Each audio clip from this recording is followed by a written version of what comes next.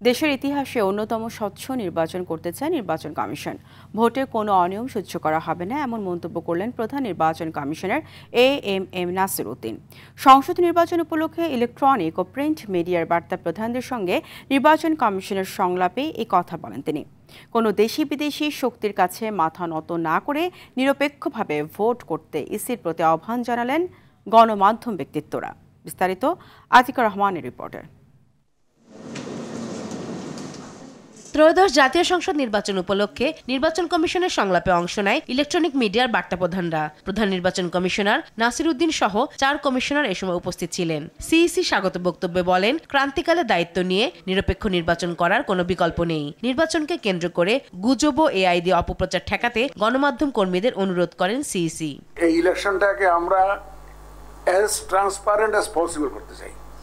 আমরা চাই সারা বিশ্ববাসী দেখুক বাংলাদেশে সবকিছু লোকাল ছাপানো কিছু যাতে না হয়, এবং এটা আই মিন ইট, যে আমরা একদম স্বচ্ছভাবে আয়নার মতো পরিষ্কার করে এই ইলেকশনটা করতে চাই।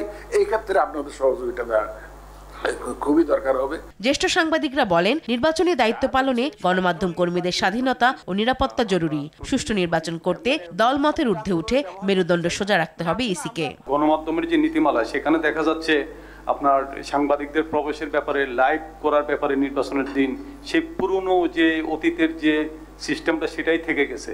পুলিশ নেই, আইন শৃঙ্খলা বাহিনীর উপর মানুষের আস্থা নাই। তো ওই সময় তো মানুষ চাইবে না যে আমি শুধুমাত্র ভোট দিতে গিয়ে আমি অ্যাসল্ট হই বা আমার কোনো ক্ষতি হোক। অ্যাডমিন অথবা পুলিশ, তারা আসলে তাদের উপরে আপনাদের নিয়ন্ত্রণ আসলে কতটা আপনারা এস্টাবলিশ করতে পারছেন। দ্বিতীয় অধিবেশনে নির্বাচন কমিশনের সঙ্গে প্রিন্ট মিডিয়ার সম্পাদক ও জ্যেষ্ঠ সাংবাদিকদের সংলাপ অনুষ্ঠিত হয়। সম্পাদকরা নির্বাচনের মাঠের চ্যালেঞ্জ তুলে ধরেন। তারা বলেন, প্রশাসন ও আইন শৃঙ্খলা বাহিনীর নিরপেক্ষতা নিশ্চিত করা জরুরি।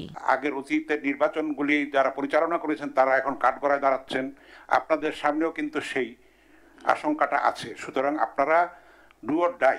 নির্বাচনের আগে যে টাকার খেলা, সেই টাকার খেলা, অর্থ ব্যয়, ভোটার কেনা, এই জিনিসটা যদি কঠোরভাবে বন্ধ করা যায় তাহলে হয়তো আমরা জনপ্রতিনিধিদেরকে নির্বাচিত হয়ে আসতে দেখব। ভোটের মাঠে দায়িত্ব পালন করা সাংবাদিকদের হেনস্থা না করা ও গণমাধ্যম নীতিমালা সংশোধনেরও পরামর্শ দেন সম্পাদকরা। ব্যক্তিবর্গকে আতিকা রহমান, RTV, ঢাকা।